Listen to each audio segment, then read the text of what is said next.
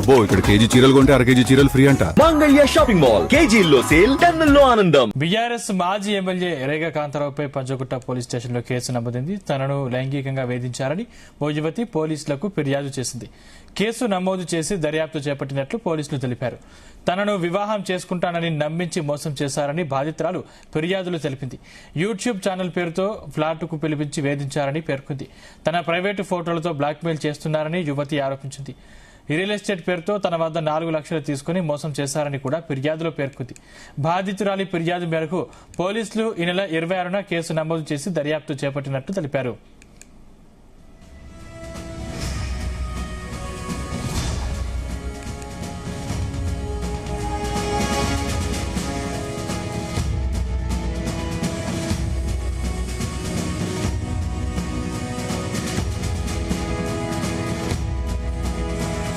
BRS మాజీ MLA Rega కాంతారావుపై Panjagutta police స్టేషన్లో case నమోదైంది. తనను లైంగికంగా వేధించారని ఓ యువతి పోలీసులకు ఫిర్యాదు చేసింది. కేసు నమోదు చేసి దర్యాప్తు చేపట్టినట్టు పోలీసులు తెలిపారు. తనను వివాహం చేసుకుంటానని నమ్మించి మోసం చేశారని బాధితురాలు ఫిర్యాదులు తెలిపింది. యూట్యూబ్ ఛానల్ పేరుతో ఫ్లాట్కు పిలిపించి వేధించారని పేర్కొంది. తన ప్రైవేటు ఫోటోలతో బ్లాక్మెయిల్ చేస్తున్నారని యువతి ఆరోపించింది. రియల్ ఎస్టేట్ పేరుతో తన వద్ద 4 లక్షలు తీసుకుని మోసం చేశారని కూడా ఫిర్యాదులో పేర్కొంది.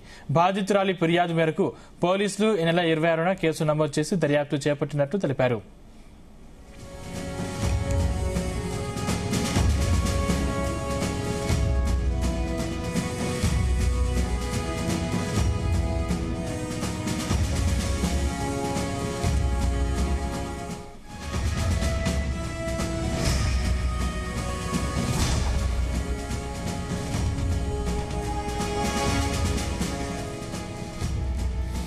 రైట్, ఇదే అంశానికి సంబంధించిన మరిన్ని డీటెయిల్స్ మా క్రైమ్ బ్యూరో చీఫ్ రవితేజ అందిస్తారు. రవితేజ,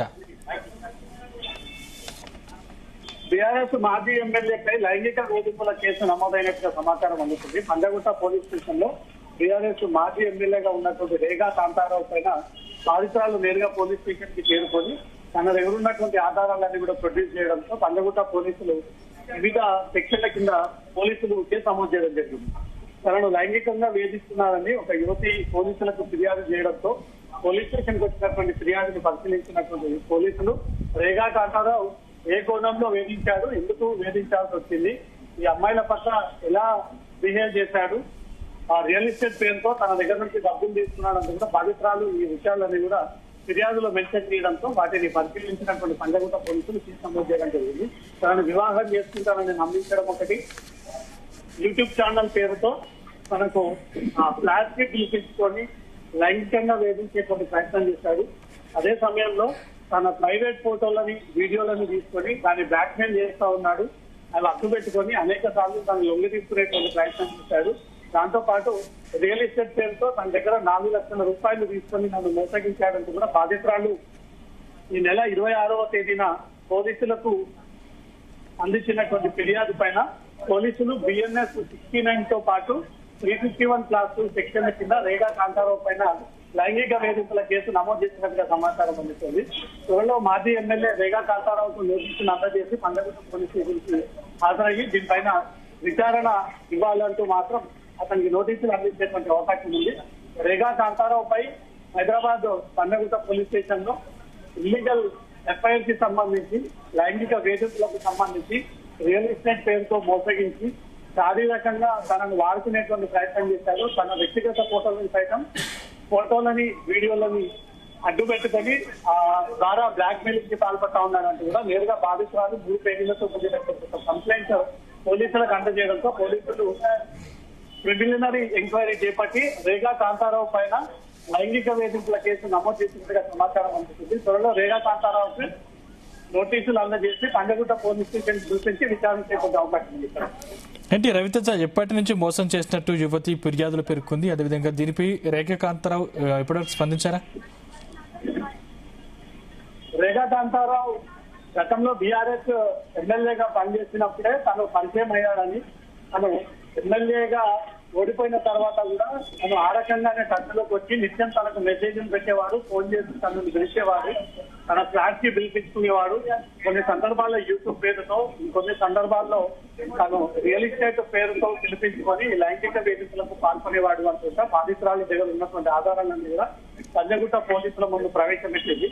ఇమీడియట్ గా పోలీసులు ఆ ఆధారాలన్నీ పరిశీలించిన తర్వాత ఎలా వేధించారు అనే దానిపై కూడా పోలీసులు వివరాలన్నీ పరిశీలించి మాజీ ఎమ్మెల్యే రేగా కాంతారావు పైన ఈ లైంగిక వేధింపులకి నమోదు చేయడం జరిగింది.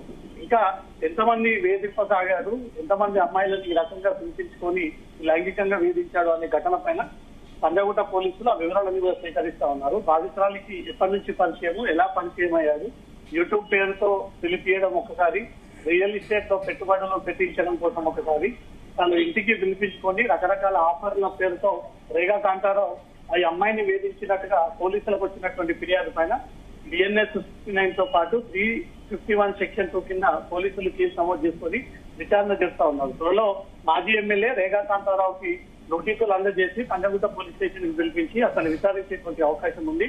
రేగా కాంతారావు గతంలో నుంచి ఈ రకమైనటువంటి ఆరోపణలు అతని పైన వ్యక్తమవుతా ఉన్నాయి కాబట్టి బాధిత మహిళ ఇచ్చినటువంటి ఫిర్యాదును దృష్టిలో పెట్టుకొని ఇతను ఇంతమందిని ఈ రకంగా అరెస్ట్ చేశాడు, ఎమ్మెల్యే పదవిని అడ్డు పెట్టుకున్న విధానంపై కూడా పంజగుట్ట పోలీసులు ఆ వివరాలను కూడా సేకరిస్తున్నారు. ముందుగా ఈ బాధితురాలకి ఎలా పరిచయం అయ్యాడు, దేని ద్వారా ఫ్లాట్ కి పిలిపించుకొని లైంగిక వేధింపులకు పాల్పడాల్సి వచ్చింది అనే దానిపై కూడా పంజగుట్ట పోలీసులు ఆ వివరాలను కూడా సేకరిస్తూ ఉన్నారు. Thank you Raviteja.